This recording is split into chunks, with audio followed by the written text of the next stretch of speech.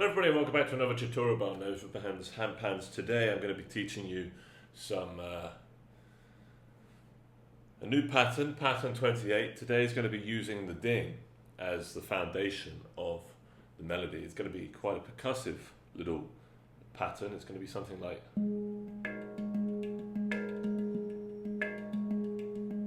We're going to learn this, and as we go we're going to expand it to play things like this.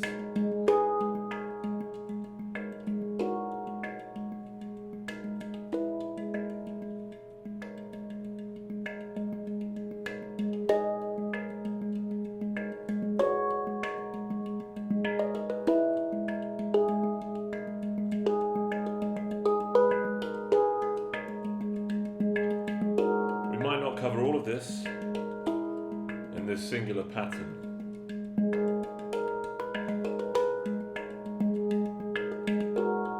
That's why we've got multiple videos.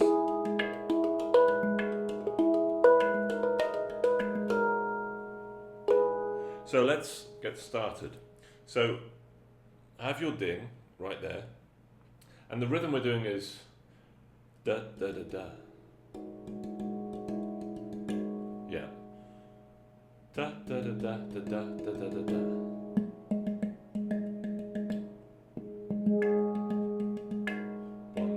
One and a two. So we're using the ding. Now I may not have done this before in this latest series so far, but eventually we're going to rewrite the position of the ding so that it exists at least as stuttering there, relatively positioned according to the pitch. For example, instead of being here, as we normally expect, I'd like to rewrite it to be down here, which in treble clef would be a B. And I think that's where we'll write it today, because we're going to be writing a lot of ding notes. So just bear that in mind. We're going to be moving the ding from the traditional middle note to the new traditional octave down the lower B note. So we don't need this parentheses, I'll just put it there off to the side as a reference.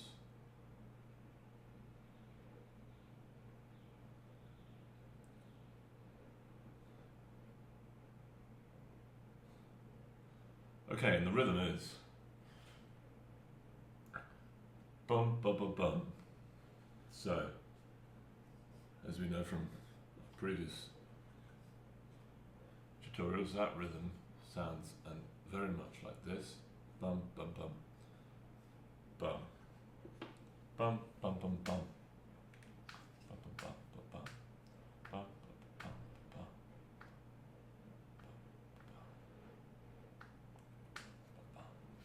bum bum bum bum bum bum.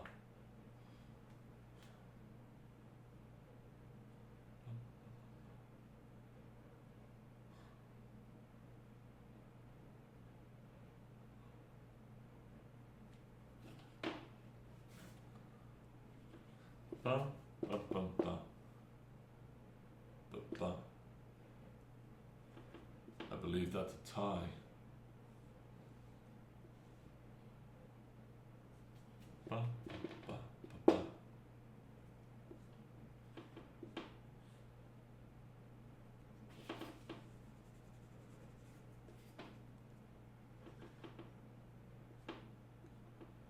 Bum, bum, bum, bum, bum.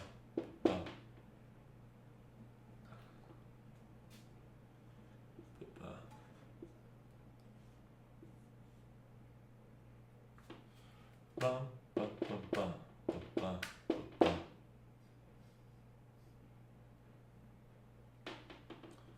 Ties over. Simply.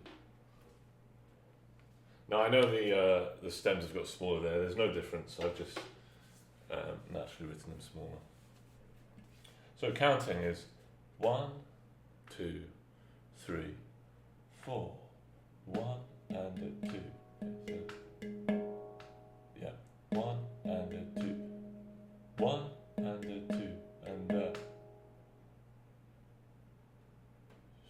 yeah, 1 and a 2 and a 3. It's tied over, so I'm not going to count the you know what? I'm just going to count the beats. 1, 2, 3. 1 and a 2 and a 3.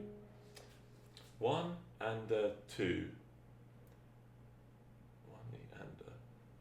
1 and a 2 and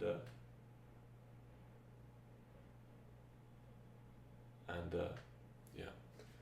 1 and a 2 and 1 and a 2 and 1 and a 2 and those are the only notes you play. Notice how I'm not saying 3 or 4. That's because you don't actually play beats 3 or 4. You're playing beats 1, beats 2. You're playing beats 1 and also 2 and here's beat 3. You play beat 3 and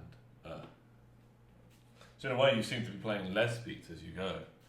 And it's very much like the previous pattern of 26 and 27. In fact, it's probably the same rhythm.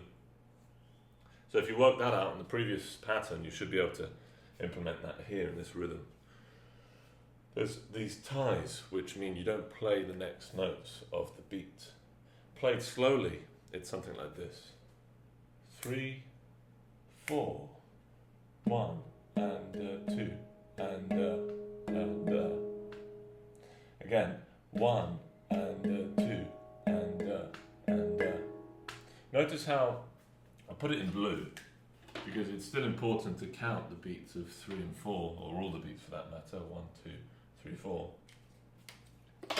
and my foot is counting those. You have to feel beat 3 before you play these next notes, you see? And then you don't have to worry about beat 4, you just have to worry about coming in on beat 1 again. So slowly it's 3, 4, 1 and 2 and 1 and 2 and my right foot is playing 1, 2, 3, 4, 1 and 2 and 1 and 2 and 3 and 4. Okay, so it's difficult to count and play those notes. That's why, in a way, you just want to keep your foot or the metronome going in the background and play that rhythm.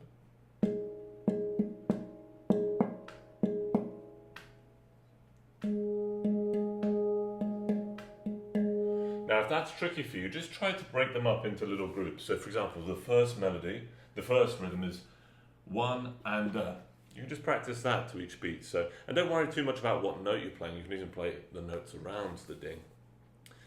Essentially, we want to be playing the ding eventually, specifically the point of the ding, not necessarily the shoulder tone. But we'll get round to varying all of that. So the first little beat rhythm, the rhythm of the first beat would be 1 and 1 and 1 and this is the tempo, so you can just practice da da 1 and it's a quaver and 2 semiquavers, so it's a half note in relation to one beat. It's half a beat followed by 2 quarter beats, so it's half, quarter, 1 and so just practice 4 of those, for example.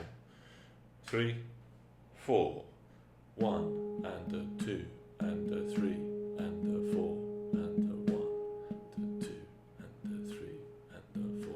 So that's the first beat. The second beat is a little interesting because we're tying the third note this time. We're not, in a way, repeating. We're tying it over to the beat. So you should really try to learn, if you're going to learn these rhythms separately, try to learn the next 2 sets, 2 beats together. For example, that would be beats 2 and 3. Those notes would be 1 and you get that? So 1 and 1 and hold and it's the hold which is the most tricky part. You essentially hold it until you hit beat 3, as if you were to play beat 3 actually, like before.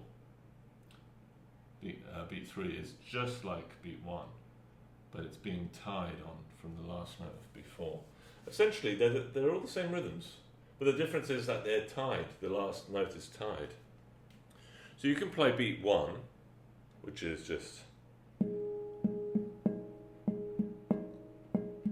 and easily convert that to, say, beat 2 by holding the last note.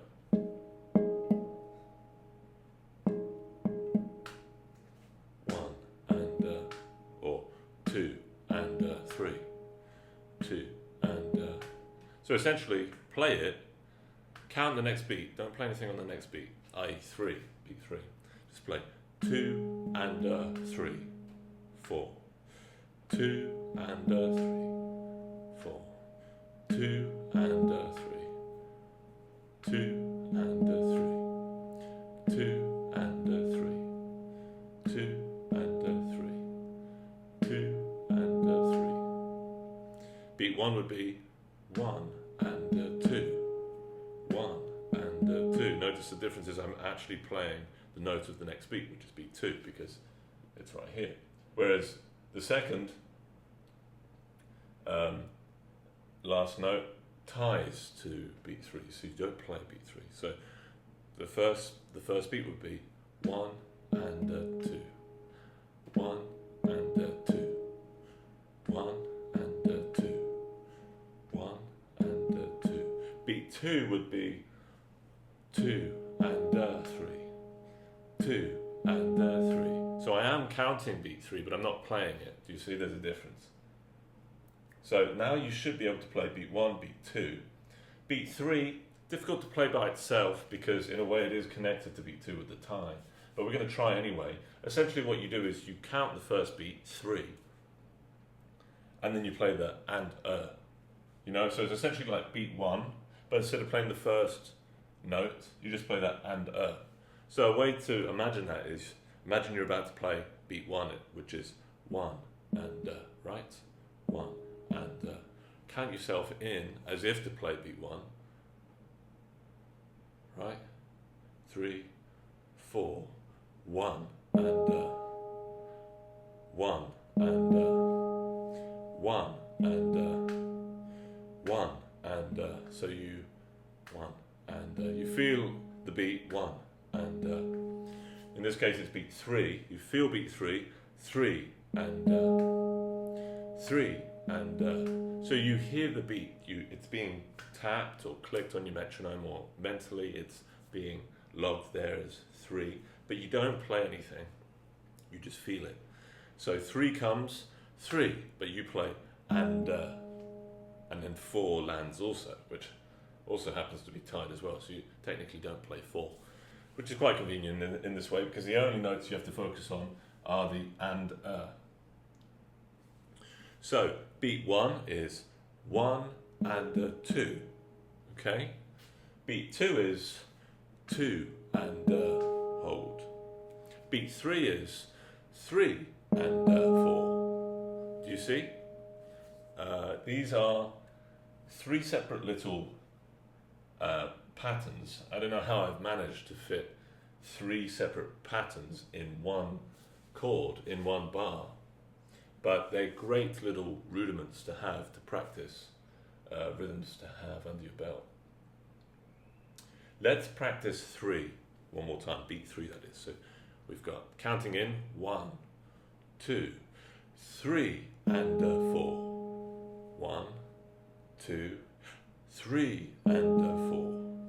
1, 2, 3 and 4. 1, 2, 3 and 4. You're not playing anything else. You're just playing the and between 3 and 4. So you'll notice that the beat is always going 1, 2, 3, 4. That's what the time signature of 4/4 indicates. So you never have to worry about where the timing is because that always stays constant. Okay, so break those 3 little parts up, practice them separately. For example, 1 is 1 and 2. 2 is 2 and 3. You don't, 2 and 3. 2 and 3. It's just 2 and 1 is 1 and 2, where you play beat 2. 2 is 2 and 3, where you don't play 3. And 3 is 3 and 4. 3 and 4. So when you play them together, you've got, counting in with my foot, 3, 4. 1 and 2 and 3 and let's try that again. I'm going to count it properly this time. 1 and 2 and 3 and yeah, it almost feels as if 3 comes very quickly. In a way, it kind of does when you count it, but you're not playing it, so the hands don't have to worry. It's just me trying to speak it as I play it, which is tricky. 1 and 2 and 3 and 1 and 2 and 3 and that's it. 1 and 2 and 3 and 1 and 2 and 3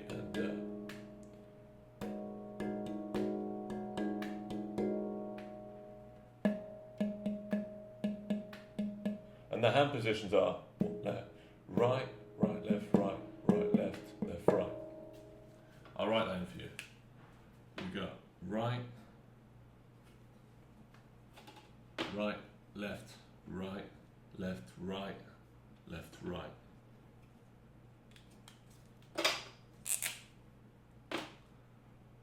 Right, left, right. Right, right, left, right, left, right, left, right. Those are tied, aren't they? Remember, if they're tied, you don't play the next note, they're just held. So essentially, you've got pattern 28 right there.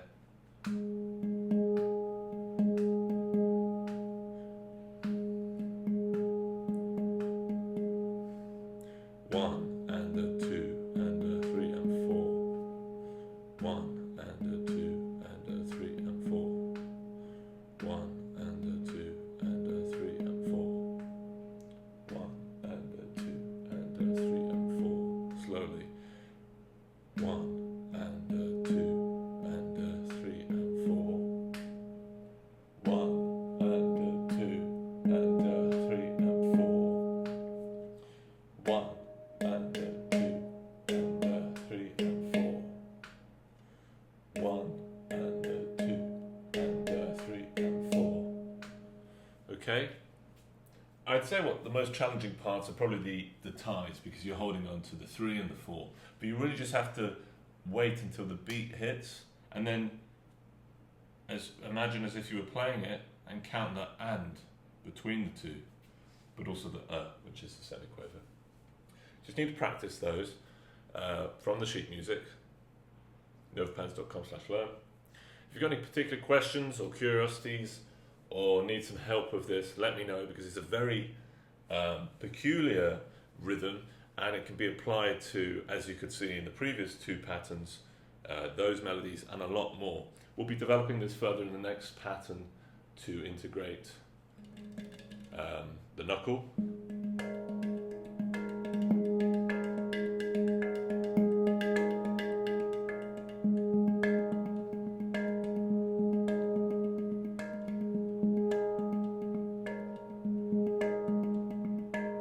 And changing some of those half-beat rhythms to semi-quaver rhythms, so it sounds a little bit more exciting. We'll be implementing some chords, a melody, and a continuous flow of different interesting sections there. So, see you at the next pattern. Thank you for tuning in. Bye-bye.